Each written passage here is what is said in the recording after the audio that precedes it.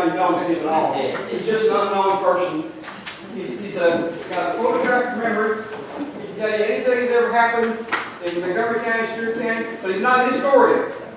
But he knows a lot of history, but he's not a historian. He'll go out of his way to tell you that. But he's the archivist guy down here, and he won't be the county archivist because he's not from here. But his mom had ties to Bumpus Mills area, so he knows a lot about Stewart County. He's been working on archive stuff since he was 8th grade.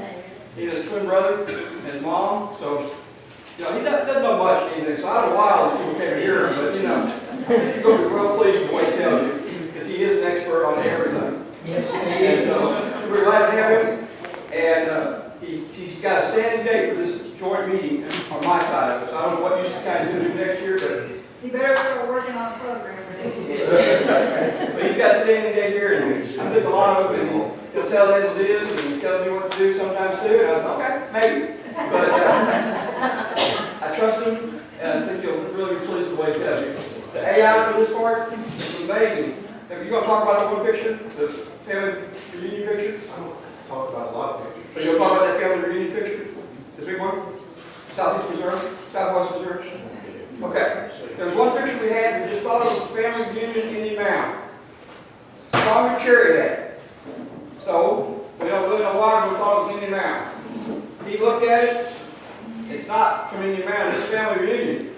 But it's from southeast or southwest Missouri, and there are two groups. That's why Stronger cherry group of cherry had. So that's why that AI has answered that question for us. We don't know who anybody else is, but we've got that connection there. So that's my say how to do stuff. So, Jim Law.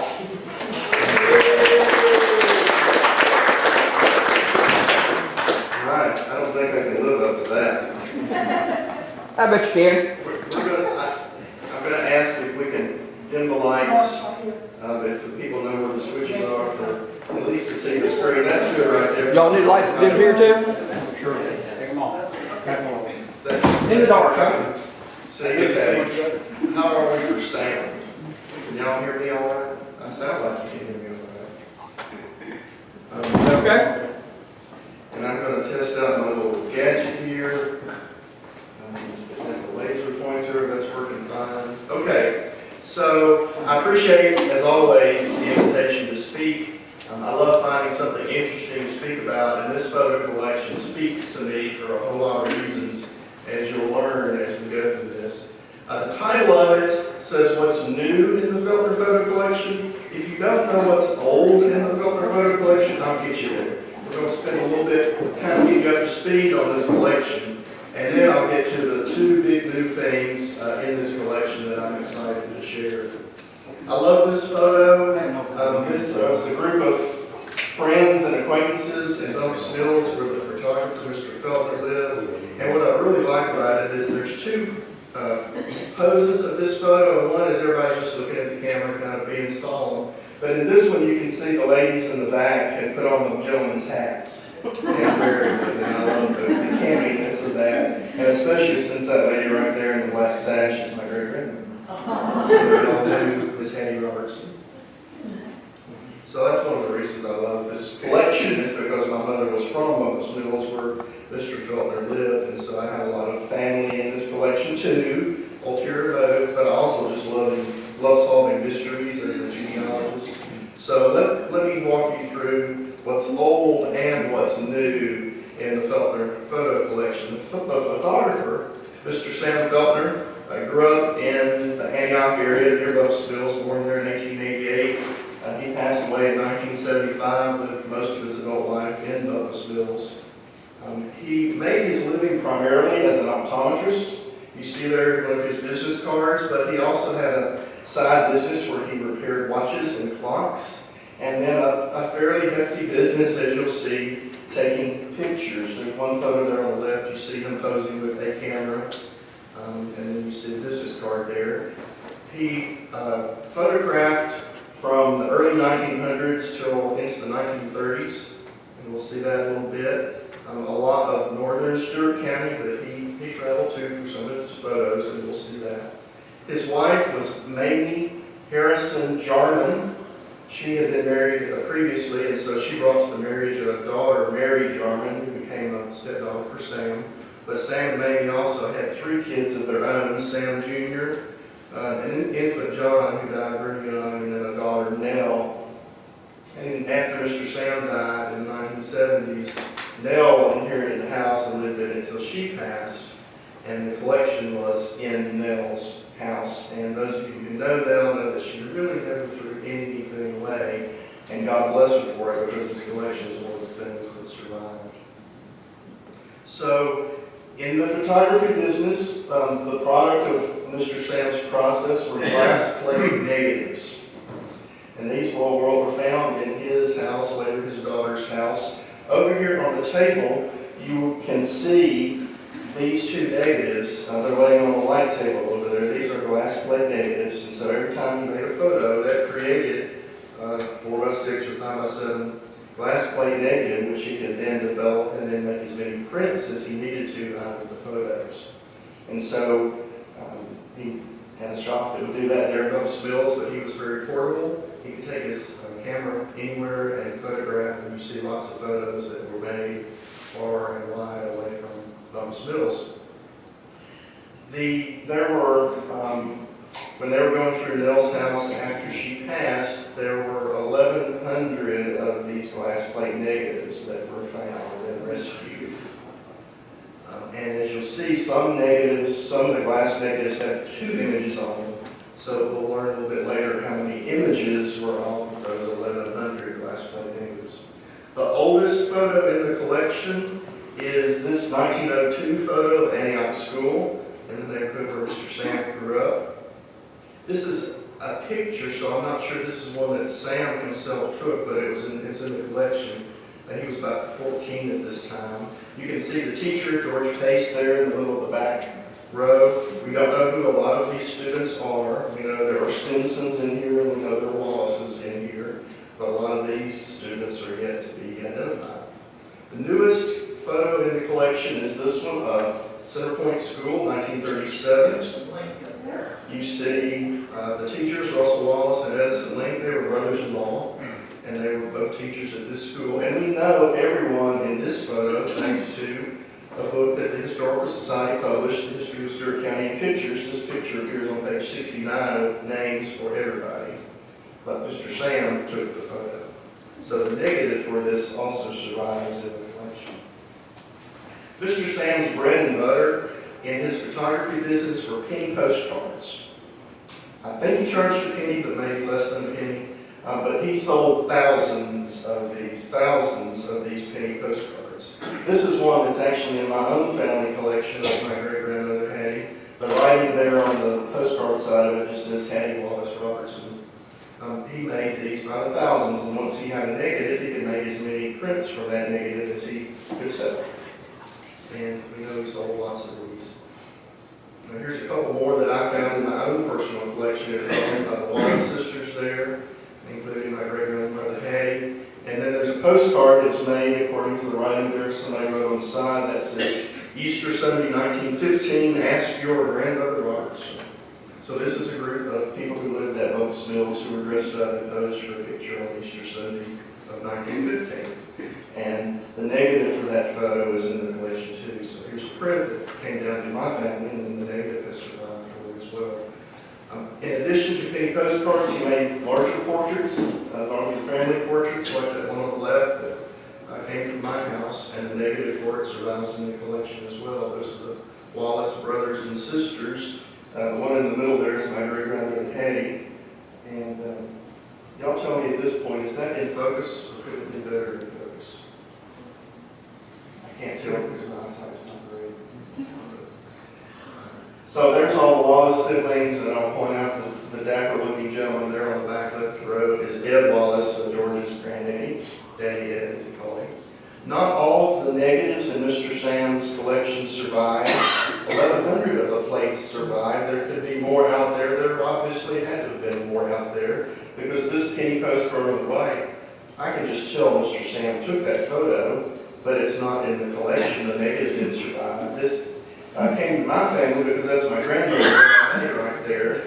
And if it looks like she's pouting, it's because her little brother, William, is the one that got to sit in the chair. It's a Feltner photo, we just don't have the negative surviving At the same time the negatives were found, there was a ledger book that was found at Feltner Cornwell's house. And the ledger contained Mr. Sam's expenses for grocery, some of the income he got from watch repair, and the optometry work. And then there were pages on which he recorded his photo work, as it says there. So we had the names of people he took pictures of, but this doesn't help us at all identify the pictures because the negatives themselves were just in boxes with no identifications on them. So imagine you've got 1,100 glass plate negatives and you don't know who any of them are. This ledger doesn't help. It's interesting. We know who you took pictures of, but these may or may not be negatives that actually survived. So the glass plate negatives were saved when the house was being cleared out. And at some point in the saving of that, the people involved got in touch or were gotten in touch with by Dwayne Hargis in Michigan. This is not a picture from Dwayne, but I wanted to kind of show you the process Dwayne went to, because what he said was, I want to digitize all of the glass plate negatives in the collection. And he had some good photography equipment and skills to do it. And so he borrowed the 1,100 glass plate negatives and backlit each one of them, put them on the light table, kind of like the little thing I got over here, these backlit on. So he put them on the light table and take a really good picture of them, but it's a negative image, so then he put it on his computer and converted it to a positive image, like you see there on the right. And he did that 1,100 times. I don't know how long it took him to do that. The slides, the negatives were in a number of boxes, maybe 8 or 10 boxes. He didn't want to disturb the order in which he got them, and so he just assigned a number to each box. And then in each box, he assigned a number to each negative as he digitized it. So it might be box 1, slide number 7, kind of thing. That kind of gets important into what I'm going to talk about next. Jim? Yes, sir. Do you remember who his mother and daddy was? Mr. Sam's mother and dad? No, Dwayne's. Oh, Dwayne's. Let's see, his daddy was born in Buffs Mills, and gosh, I used to know his name. Dwayne is still living. He's in his late 80s. Was it Desmond? Desmond No, Harris? it wasn't Des. I can't think of the name of it. I'll get that to you. But his daddy was born here in Buffs Mills, and like so many people moved north for work. So Dwayne's got these 1,100 negatives. He's assigning numbers to them as he finds it. Box 1, number 7, box 2, number 8, kind of things. But he also took a time to assign a category to each of the photos that he digitized. And that will help you kind of navigate the collection as you look through it. First collection he set up was he called families, and these ones, he, in his opinion, were family photos. There's 212 of these in the collection. And so you see a couple of examples here. Actually, the people on the left are not a family, they're just a group of friends. The people on the right are a family, the Thomas White family of Stewart County. A couple more from the families part of the collection. That's some Joiners on the left and a big old bunch of Robertsons on the right. Dwayne also created a category he called adult groups. There are 174 of those negatives. And these were people that he said don't look to me like a family grouping, but they're a group of adults. And the one on the left, you can also see how these glass plate negatives, because they were sitting in a house or outside possibly even for 100 years, the emulsion on them got wet and maybe plates stuck together. And so the emulsion doesn't always survive on these, but on most of them it does. So you've got a group of guys dressed up and probably sitting at Big Rock to have the picture made by Mr. Sam, and then a group there on the right of students, sisters, friends, just not sure. Dwayne also created a category called couples, 123 of those, and these are a man and a woman that look like they're probably married or thinking about getting married. I think this couple in the middle is thinking about it. They still look happy. Over here, this is Barry and Becky Wallace. They are, this is Miles, a couple of sisters is Miles, and then that's a Miles, I think that's Corey Walters, Miles there. So there's a couples section of these. There's also an individual, so 254 of the photos are some guy on the left there is my great-grandfather, Freeman Robertson. In the middle there is Mary Florence Betts, who was a teacher for a long time here in the county. And then on the right is, I'm going to say this wrong, Delta, is it Offie or Ophi Downs? How do you say it? Offie? I'll be down. Offie Downs. That's Offie there on the right. Dwayne also tagged some of the slides as young children. There are 388 just in this category. The ones on the left are a Hargis set of siblings. There in the middle, the young girl on the left is Evdeen Dunn, Phil Dunn's mom, and on the right is Gina Free. The girl on the right, we don't know who she was, but the baby bottle was very interesting. Dwayne also tagged some of them as being infants, 193 of those. And this is a good example of how Mr. Sam could take a single glass plate negative and expose two images on it. Sometimes it was the same subject, sometimes it was two completely different. And maybe people who were cheaper only paid for half a slide, or some people could afford to have two pictures made on the same negative. 193 of these in the infants category. There's also a category for partial family groups. He says these don't look like a complete family group, so he dubbed those parent or grandparent and one or more children. You see 96 of those. There's 81 in the collection that are African Americans. Very few of these have been identified. We know that the one on the right is Mr. Edward Brandon and his daughter Connie, but very few of the African Americans have been identified to date. There's also a school groups collection, 123 of those, and I'm going to be talking about those in depth in a moment.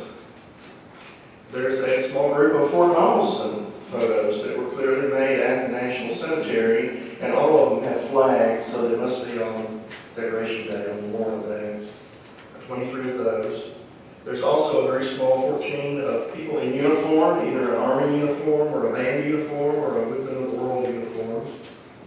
And then there's a catch-all category for everything left, random stuff like hog killing time at the Feltner farm, or the 1927 flood at Bumpus Mills, a boy in a cart being pulled by a goat, the 1925 basketball team from Glendale High School, and then a circus fat lady, I'm guessing. That's actually a picture of a picture, so she didn't pose for Mr. Sam, but he used glass plate negative to take a picture of her for some reason. So there's a catch-all category that Dwayne called miscellaneous. So once he had digitized all of these negatives, he had them all on compact disc, and he started sharing them with people here, particularly in Bumpus Mills, to help them start trying to identify everybody. The idea was they could print the photos out, start passing them to the community, getting people to help identify them. He also gave copies of the CDs to the library and to the Historical Society here, and then he brought us one at the archives. And when he brought it to the archives, I said, Wayne, I've got an idea. It's going to take us forever to identify these photos, especially for all the people that don't live here anymore.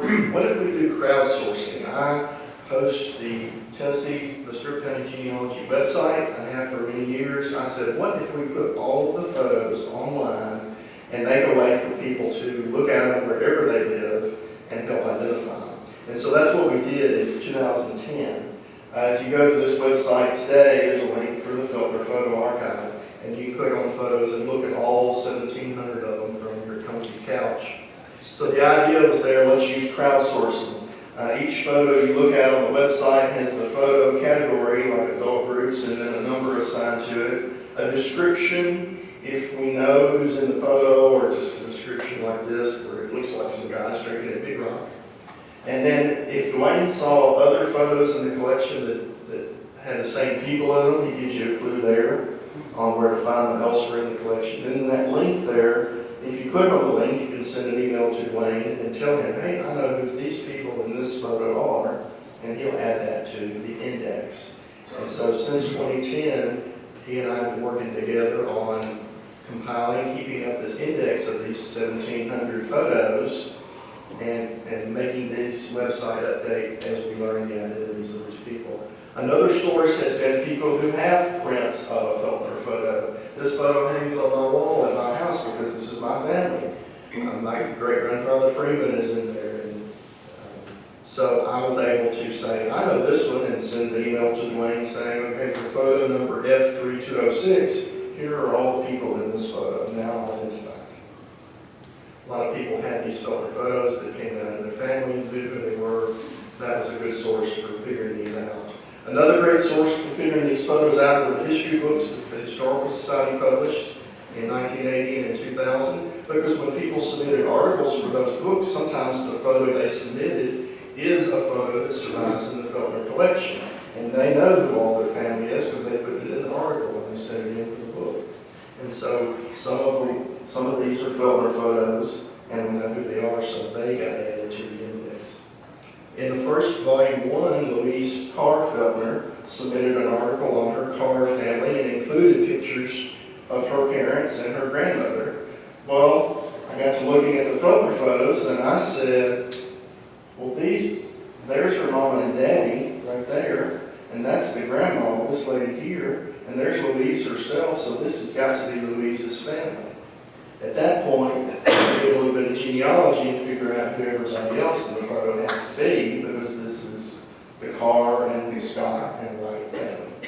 So you get a few people identified, you can often figure out everybody else in the photos. Nelda put this one in volume 1 of the family history book. This is her daddy there, underlined in red, when he was a little boy. And so this was another way, this is a Feltner photo also, another way to identify a bunch of people, and all the people in one of the Feltner photos.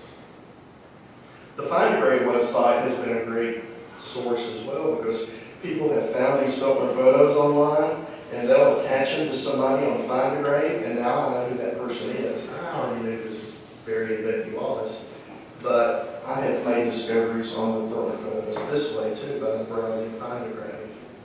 A great place to make identifications has been Facebook. I list some of the groups there on the right where people post family photos, and I'll look at that and say, oh, I bet that's a Feltner photo, and you go find it in the collection, and I can add them to the index. And a lot of times they'll post a sepia tone picture, and I know that's not a Feltner negative because those are all black and white. These are actual pictures that have come down in their family. So add those to the index as well. And even sometimes somebody will share a photo that's not a Feltner photo, but they've identified everybody, and some of these people are in the Feltner photos, and so we can add to the index that way. A recent example of this, just last month, Nella posted this picture in her Wallace clan group, and I said, that looks like a Feltner photo to me, let me go find it. Yep, it's photo YC1173B. It had not been previously identified in the collection, actually, so I know that's your mom and your That's my uncle mother. and your uncle Wilbur. Yeah. Right. And then in Donald's Bumps Mills group, just a week or two ago, this picture of Barry Wallace's family was identified, and it had not been previously identified in the Feltner photos. So we got a few more that way. So there's been a great variety of ways we can identify people in this collection. There's also a little fun tool that I've played around with. MyHeritage website has a colorization tool, and it used to be free, and now they want to charge you for it. But when it was free, I played with a few of the Feltner photos there, and so I've always loved this Feltner photo. It's a bunch of young ladies on the footbridge at Indian Mound by 1912. And playing with the colorization tool, it really brings the photos to life. That's fun to play with. If you're on MyHeritage, give it a try with some of your family photos. And I know two of those. Yeah, all of the ladies in this photo have been identified. We know who all of them were from 1912. Yeah. Okay, so one of the new things, this is supposed to be a talk about new stuff, that I want to talk about is a study I made of the school photos in this collection, because after all these ways we had of crowdsourcing and looking for people that had photos and knew who they were, there have been very few identifications made on these school photos. Some of them had a clue written on the back of a print of the photo. This is the Lowell School, okay? That's slightly helpful. Some of them had already been published in the history books of which school, what year the kids were. That's very helpful. But of the photos, very few of them have been identified as to what school, what year are they. So I undertook a study of studying all these school photos, and I started observing things like the siding. Notice on the top two photos, this siding is up and down, and this side is horizontal. That's a distinction. Those must be different schools. I notice how this school has shutters, and that the shutters are painted a slightly different color than the boards are. I notice this school has dark trim around the windows. That's a distinction. Notice how this school has 3 panes across, and this school only has 2 panes across. They must be different buildings. Those kind of studies. I figured if I could figure out what school and who the teacher was, that's a long way to figure out who the kids are to be in that photo. So I made a study of all the Feltner photos, observing all this architectural stuff. Some of them, a precious few of them, this one has a little chalkboard there that has this written on it, so that work was already done, and then that chalkboard there has that written on it, so that was very helpful in saying, okay, if that's the OK school, then that can't be the OK school, because they're just 2 different buildings. But I undertook this study, did all the architecture identified, try to find who the teachers were at the schools, period, if we could, who were the students at the school. A couple of the sources of teacher lists, the school board minutes that for us, for this county, started in 1907 are available. And so year by year, they listed for each school who the teacher was at that school and what their monthly salary was. That was very helpful. And then the school system yearly had to file an annual report with the state. And all of those annual reports are at the state archives. And they list year by year each teacher's name and what school they taught at. That's going to be very helpful in figuring out who these photos are of. 2 more sources for teacher lists. The school, the Dover paper would publish school lists each year telling you who the teacher was going to be, because the teachers were moved around almost every year. They didn't let the teachers teach at the same school for too many years in a row, at least early on. And then another great source are going to be the student lists that are at the school board office. A few of them have been digitized. Most of them are still over there, and I'm hoping that they'll let the archives borrow them to at least get a copy for preservation. So the one on the right, for example, is the Antioch school list from 1925. And there's a little 3rd grader down here by the name of Carlene Lewis, who was John's grandma. So this is a good source of pulling all this information together to try to figure out what the schools are. So for example, if you study the architecture of these buildings, and this board here says, OK school, well if that's the OK school, this can't be, because the trim is different, it's different color, different widths.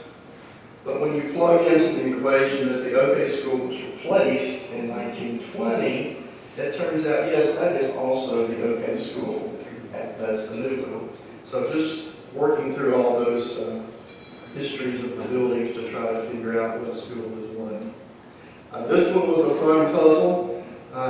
So far, at one point, we only identified 4 of the students in the photo, but had no idea what school it was, what year it was, even who the teacher was. I only knew that the kids lived in District 5, somewhere on the Dover Public Schools Road, which meant that they either attended Bethel, Center Point, maybe Hayes Fork, somewhere in that general area, but the photo was unidentified. But using the school board minutes, I learned that the school board appropriated a new building for Center Point in 1913, but I don't know that this is that new building. It does look like it's unpainted to me, so that signals maybe a new building. But then Nelda did something else wonderful. She posted last month a photo of her family member, Madison Wagner, who was a school teacher, and isn't he the same guy that's in the photo as the teacher? So now I know this is one of the 2 schools that Madison Wagner taught at. And since we have teacher lists for most of the years, we know where he taught in 1912, 1914, 1915, 1916. We don't know where he taught in 1913 because those records don't survive. But putting all these clues together, I know this has to be Center Point School in 1913. Now that we know that, we can start figuring out who all the kids have to be. What kids lived in the neighborhood in 1913 that they were going to serve them. So we can now work on This one was a fun puzzle. S1-161 it's called. Large school. Kids are pretty well dressed. It almost has to be Dover with an enrollment that big. It might be Indian Mound, it might be Big Rock. But we have a picture of Dover School, and they don't match. Because you see in our Feltner photo, there's a canopy over a door, but to the right of it are two windows with shutters on them. And in the picture of Dover School, it had a canopy, but there aren't two windows to the right of the door. So it's not a match. But as I studied this picture, I noticed something. Zoom in on one of the little boys in this picture, and how many of you know that men and women's clothes are buttoned on the opposite sides of each other? The little boy's buttons on the wrong side. On the boy's shirt, the flap goes over the left, the buttons on the right. That flap's backwards on this little boy. So I knew that this picture had been mirror imaged when Dwayne Hardy's digitized it. So when I do a mirror image of this photo, now it matches Dover School perfectly. And the caption in the newspaper photo tells us the building was torn down in 1916. So now we know this has to be Dover School before 1916. We still don't know anybody in the photo, but we've got a place to start. If you had someone going to Dover School in the early 19-teens, start looking for them in these photos. Another one that we finally figured out, this is Tip Top School, 1910. We only figured out the only person identified is the teacher, right there in the middle, Miss Willie Wilkinson. She's George Wallace's great aunt, and he recognized her, and we know where Miss Willie taught, so this by deduction has to be Tip Top School, 1910. I mentioned the student lists early on that I thought would be helpful if we could get lists of the students and the pictures. Well, we don't have pictures for every school for every year. We don't have student lists for every school for every year. That would be a dream. The only place they have aligned so far is we know this is Mount Storm School in 1925, and the student list survives for that school for that year.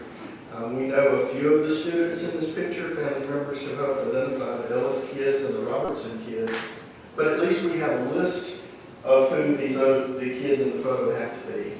Now, it gets us a lot further down the road than we were before. Of the school photos, the ones that really I have had trouble identifying are the African American schools. There's about 13 of those. We know what the schools were, we know where they were, we know who the teachers are.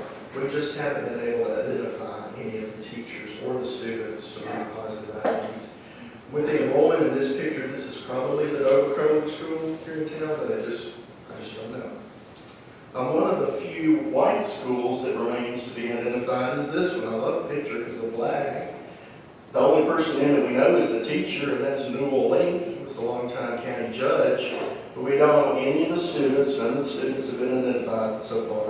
We know where Newell taught, but based on the architecture, it's not Mount Pleasant, it's not Center Point, it's not Bear Spring, it's not Tharp. It might be Lower Long Creek, but there is no surviving picture of Lower Long Creek to compare it to. So this might be it. Don't know. Still How many stars are on the flag? How many stars are on the flag? 48.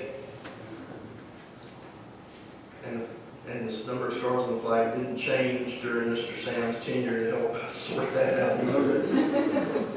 So once I sorted out most of the school photos, what impressed me was where all Mr. Sam went to take school photos. The little apples here are the schools at which Feltner photos survive.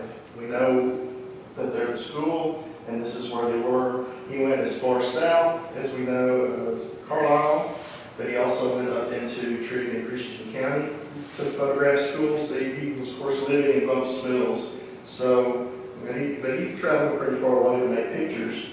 The Kentucky one surprised me because I kept looking for family recognition or something. Bumpus Mills people in those photos, and it turns out they're Trigg County people. But Mr. Sam had quite a few cousins who were school teachers up in Trigg County. So that's probably why he went up there and took their pictures. So after this study of the school photos, we now can identify that we have at least one Feltner photo of each of the schools there on the left. And so So before there were 58 unknown, now there's only 14 unknown, and most of those being from early schools. This photo is the Carlisle School 1915, but the only person identified in it is the teacher, Mr. Sam Morris. So if you had relatives at Carlisle in 1915, start looking for them in this photo. So since 2010, when these photos went online, we started crowdsourcing the identities. Dwayne Hargis has published 31 updates to the index of Feltner photos, and over 2,000 individuals have been identified. That is remarkable. That is a wonderful accomplishment. But that's not why I'm here. I'm now getting to what I'm really excited about is we can do better than 2,000 now. On Ancestry.com, how many of y'all use or have used Ancestry before?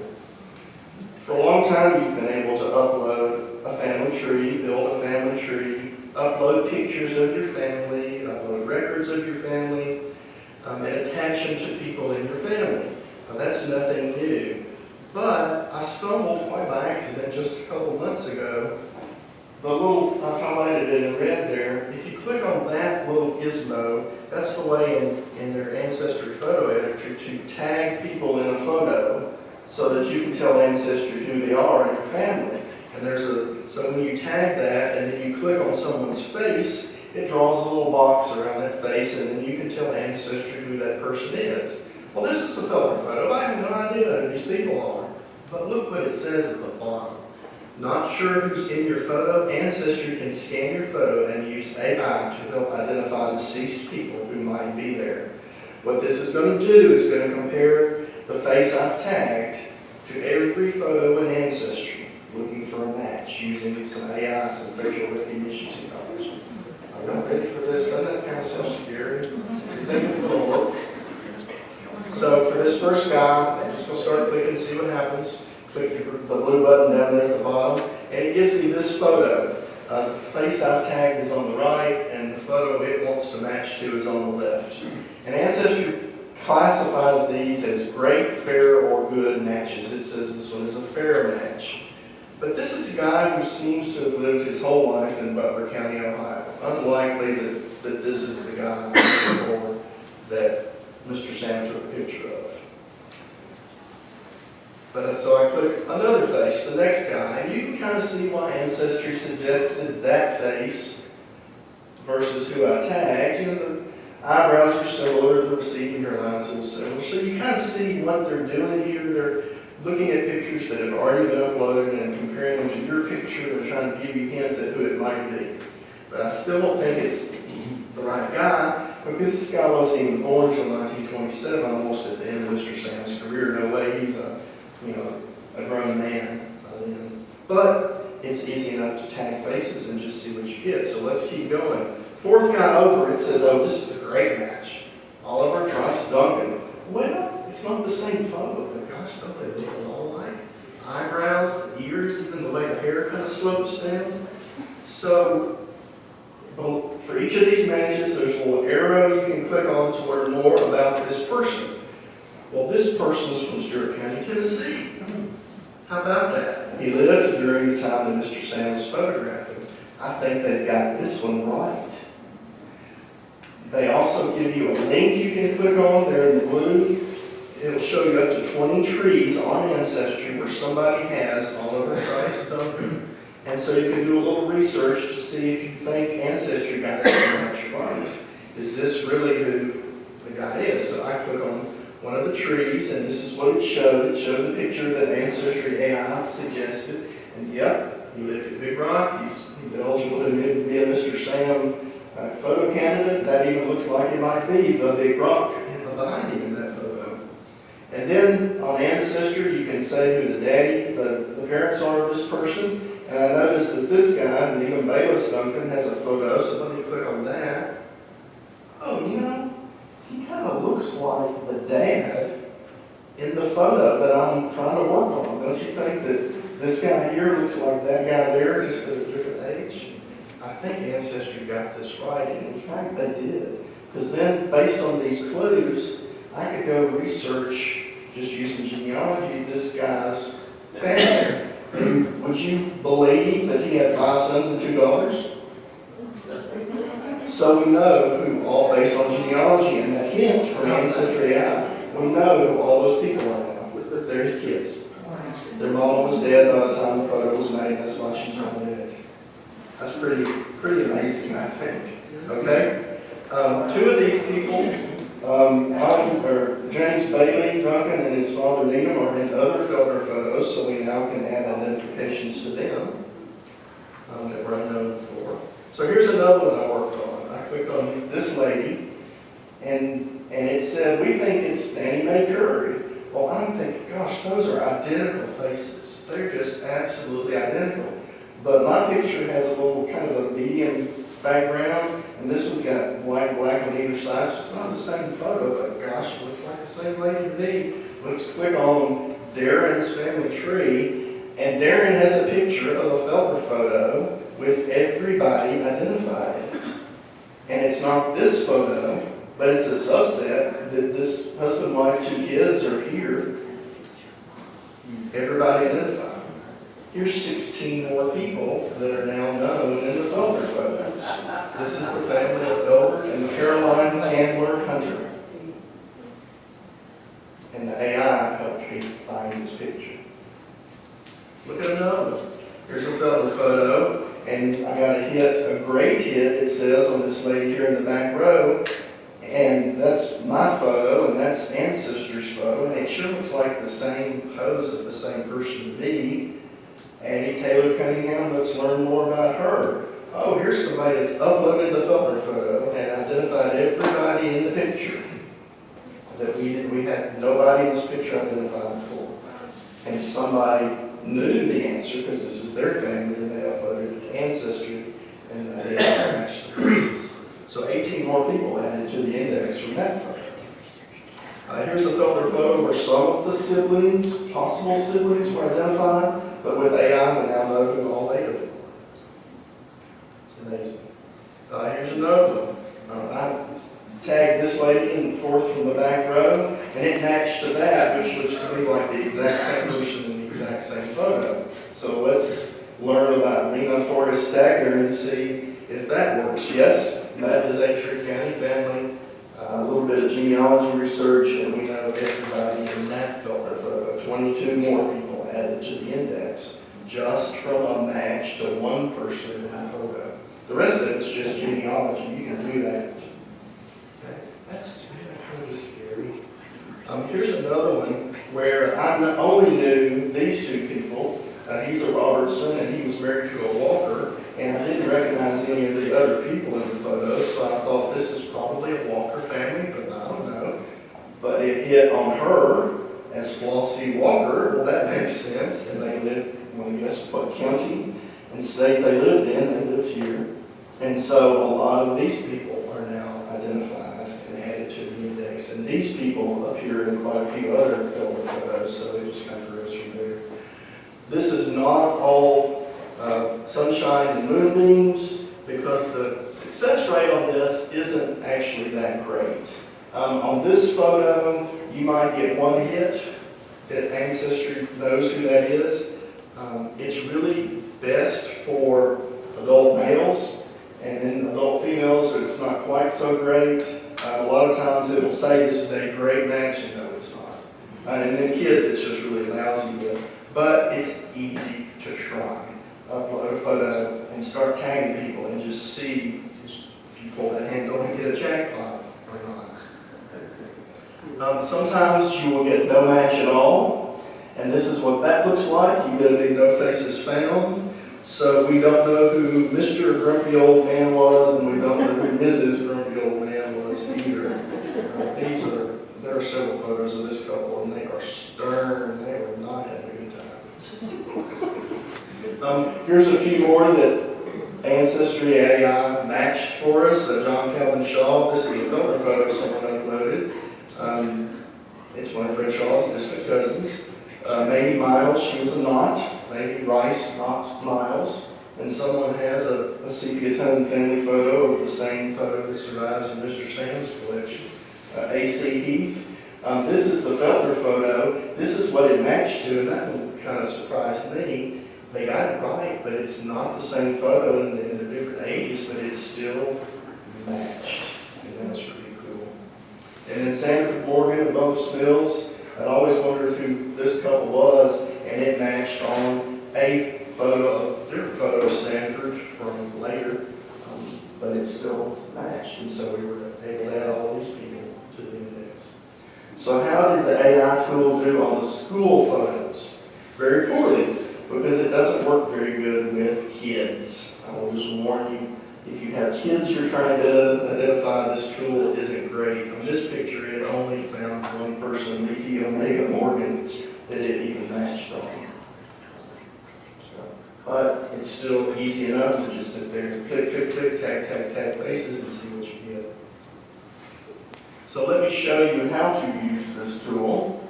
In Ancestry, there's a menu across the top where you click on Memories, and you get a screen that kind of looks like this middle part here, and there's a blue button that you click that says Upload Media.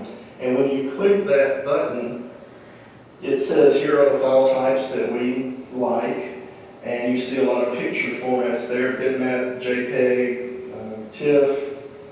So you can start uploading pictures either by dragging them into that box or clicking the blue button there that says Choose Files and pick them off your computer or device uploading. There is a warning about using this tool that I found the hard way. You would think that if you had a file that was, mypicture.jpg, that it would just upload, but the file name on your computer has to be a lowercase JPG. If you try to upload a file that's an uppercase JPG, it's going to say unsupported format, even though they tell you right there JPG is fine. So just name your files in lowercase before you give this a try. But it's this easy. Once you pick a file, upload it, it appears down here in your gallery, and then you can click on the picture, start tagging people, and see what you get. See if it knows it. Did you set up a family trees? I know in family trees there's galleries. What did you do? The gallery feature in Ancestry doesn't care if you have a tree or not. Oh. You can just click on Memories. You've got to have at least one tree, and a tree in Ancestry is 2 people. So create your little tree with 2 people in it, 2 random people, 2 fake people. It doesn't matter. I'm trying to have archives and Yeah. everything, so I can just that. But then once you get a tree started, you can just click on Memories and just start uploading photos, whether they, you know who they are or not. Ancestry doesn't care. And you just start tagging faces and see what you get. So how did the index to the Feltner photos change using this AI tool? I showed you a lot of examples where sometimes it only took one match. We had to figure out everybody in the photo. We previously had 2,000 people identified. We now have 2,250 identified. So the AI tool gave us 250 more people added to the index. People in the photos. That's great. So my homework for you tonight, my challenge for you tonight as we wrap up is try with your own photos. You've seen how easy it is. Here's a photo that obviously Mr. Sam made. It is not in the Feltner collection, meaning the negative doesn't survive. But Ancestry knew that that was James Richard Carr. So I can now look for these people in other photos and identify them that way. But this photo particularly doesn't survive. Here's a photo of the Big Rock High School junior class of December 1938. We previously only knew the teacher, Mr. Hollingsworth, my great-uncle William McCoy, and Whit Meredith. But using AI, I got 5 more name faces that hit, just tagging each face in the picture and see what Ancestry got. And so it did 5 more people. That's better than 0. And then, okay, here's your actual homework. This is a large family group. Ancestry AI doesn't have any idea who any of them are. I don't have any idea who any of them are. But these people are in a lot of the Feltner photos. So if you can figure out who any of them are, we'll make another big advancement on identifying the photo collection. I'll point out to you up front here as we close, I have a lot of these Feltner photos printed out so you can browse through and look at them. Over on the right-hand table, I have 2 of the negatives, actual glass plate negatives, backlit so you can kind of see what they look like. And then over on that right-hand table are copies of the index as it exists today all 2,250 names. Please take a copy. Take it home with you, see if you find familiar names, to go browse in the collection from your comfy couch and help us identify even more photos. And if you find Feltner photos, let me know. And if you have success with this tool on your own, let me know about that too, because I think it's a pretty cool, easy thing to try to help us identify unidentified photos like the Feltner collection. And I thank y'all for being here.